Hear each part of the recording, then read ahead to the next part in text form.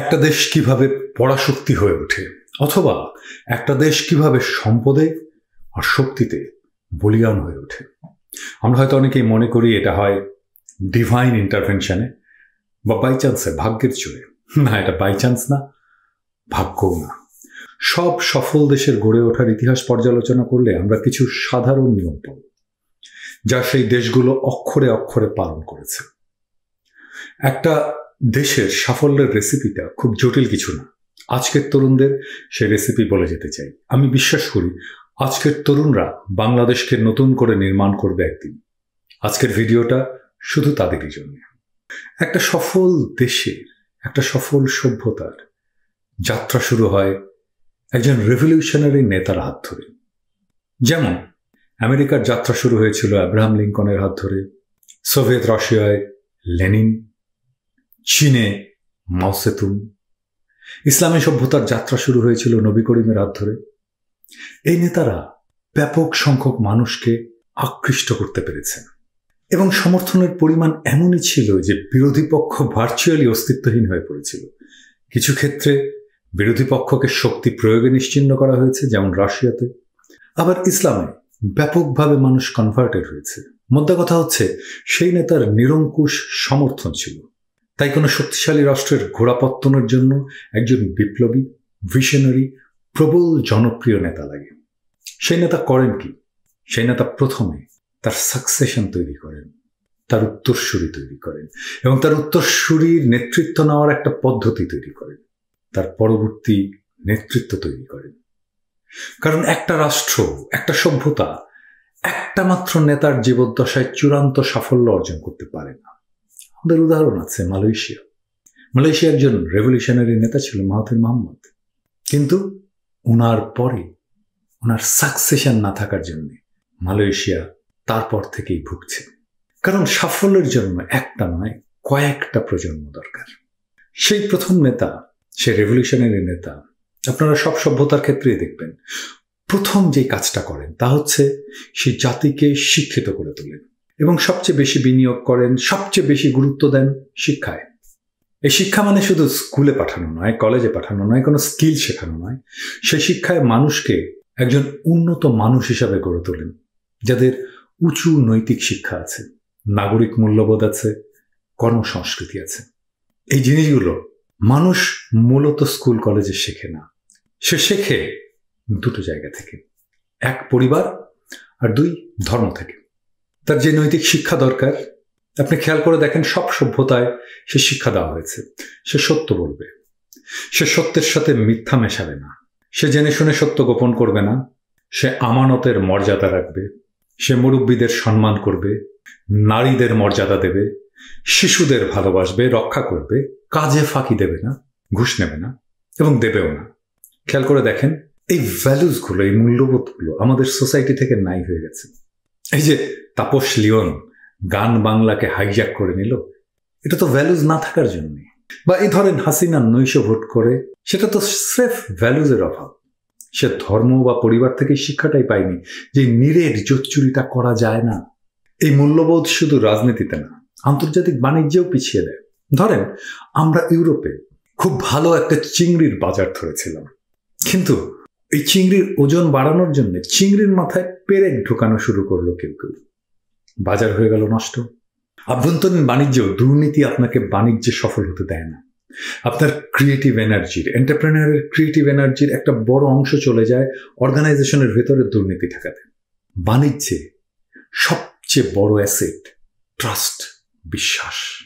যদি সেই অ্যাসেটটাই না থাকে বাণিজ্যে, তাহলে বাণিজ্য অচল। তাহলে সেই বাণিজ্য কিভাবে একটা সফল রাষ্ট্র গড়ে তোলায় ভূমিকা রাখবে? আপনি বাংলাদেশের সফল বিজনেস লিডারদের দেখেন, সবগুলো না হলেও 80% চোর। দরবেশ বাবা তো শেয়ার বাজার চুষে ছোবড়া করে দিয়েছে। তিনি আমাদের বাণিজ্যের নেতা, বাণিজ্যের উপদেষ্টা। হাসিনা ভোট চুরি করে নির্লজ্জভাবে এবং তারপরে বলে যে জনগণ আমাকে ভোট দিয়েছে। কত বড় নির্লজ্জ! সে কিভাবে একটা রাষ্ট্রের নাগরিকদের নৈতিক করে গড়ে তুলবে? শিক্ষার ফলে এবং মূলত নৈতিক শিক্ষার ফলে জাতির জীবনে যে নৈতিকতার বোধ জেগে ওঠে, সেটাই পুরো জাতিকে একটা সাধারণ লক্ষ্যের পথে ধাবিত করে। যে জাতির শিক্ষা যত বেশি ভালো, সে তত বেসিক প্রোডাক্ট থেকে ইনোভেটিভ প্রোডাক্ট তৈরি করতে পারে। ধরেন আমরা কি বানাই? আমাদের কোনো ইনোভেশন আছে? নাই। কিন্তু আমাদের এক সময় ছিল। মানে ইনোভেশন মানে এরোপ্লেন বানানো নয়, রকেট বানানো নয়, ইনোভেশন মানে বঙ্গবন্ধু স্যাটেলাইট পাঠানো নয়। এবং ইনোভেশন ছিল আমাদের মসলিন, আমাদের টেকনোলজি। কাঁচাকল্য একটা ইনোভেশন, টেকনোলজি। শুটকি মাছ একটা ইনোভেশন, কারণ শুটকি বানিয়ে আমরা দীর্ঘ সময় প্রোটিন প্রিজার্ভ করার টেকনোলজি আবিষ্কার করেছিলাম। এখন দেখেন আমাদের কোথাও কোনো ইনোভেশন নেই। এমনকি কুঁড়ে ঘর আমাদের ইনোভেশন। কত সুন্দর ঠান্ডা থাকে ঘর। বাংলাদেশের মতো একটা গরম দেশে কুঁড়ে ঘরের মতো ঘর, কত পরিবেশ বান্ধব, কত ঠান্ডা। আমরা গত 50 বছর নতুন কোনো মিষ্টি বানিয়েছি? আমাদের নতুন কোনো খাবারের ডিশ আছে? নতুন পোশাকের ডিজাইন আছে?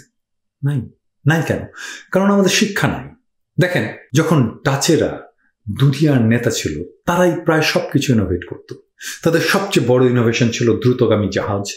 শুধু তাই না, ডাচরাই ক্যাপিটালিজম নামের নতুন অর্থব্যবস্থা আবিষ্কার করেছিল। এর ফলে তারা পৃথিবীর বাজারে সব প্রতিযোগিতায় এগিয়ে গিয়েছিল। এর ফলে তাদের হাতে বাণিজ্যের মাধ্যমে পৃথিবীর সব সম্পদ এসে জমা হতে শুরু করলো। এই যে সম্পদ জমা হবে, সেটা দরবেশ বাবারা খেয়ে ফেলবে না, সেটা নিশ্চিত করার জন্য একটা গ্রেট কান্ট্রিকে সিস্টেম বা ইনস্টিটিউট তৈরি করতে হয়। সেই রেভলিউশনারি নেতারা সেটাই করেছে।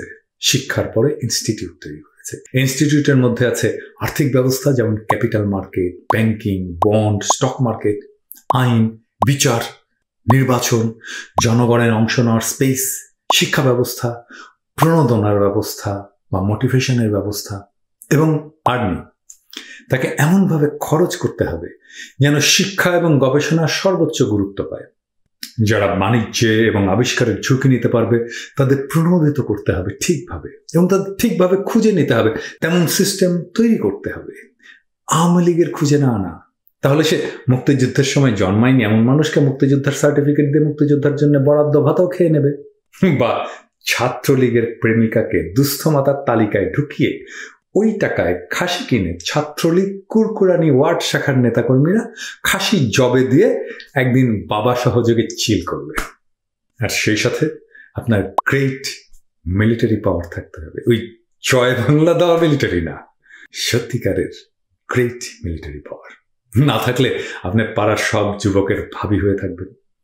এবার নিশ্চয়ই বুঝতে পারছেন একটা সমৃদ্ধ বাংলাদেশ গড়তে হলে কি কি করতে হবে, আর কেন হাসিনা জিন্দেগিতেও দেশের সমৃদ্ধি আনতে পারবে না। হাসিনা কেন বাংলাদেশের সকল সম্ভাবনার সামনে এক বিশাল জগদ্দল পাথর বুঝেছেন নিশ্চয়ই আপনি। এবার বাংলাদেশের তরুণেরা, যদি আপনি বুঝে থাকেন বাংলাদেশের সকল সম্ভাবনার সামনে প্রধান এবং একমাত্র প্রতিবন্ধক কে, তাহলে আপনার করণীয় কি? এখন আপনি প্রশ্ন করতেই পারেন, হাসিনার পরে যে আসবে সে কি একই কাজ করবে না? যখন আপনি সমৃদ্ধির চাবিকাঠি জেনে যাবেন, তখন কেউই আপনার সাথে পাঙ্গা নিতে আসবে না। আমাদের অজ্ঞতাই আমাদের সবচেয়ে বড় শত্রু। এই জন্যই তো হাসিনা আমাদের উন্নয়ন খাওয়ায়। আমরা অনেকেই মনে করি যে এই উন্নয়নের জন্য হাসিনার বিকল্প নেই। তবে তারপরেও যদি পাঙ্গা নিতে আসে, সেটা তখন কি করতে হবে সেটা আর বললাম না। আশা করি সবাই বুঝে গেছেন কি করতে হবে। কিছু কথা থাক না গোপন।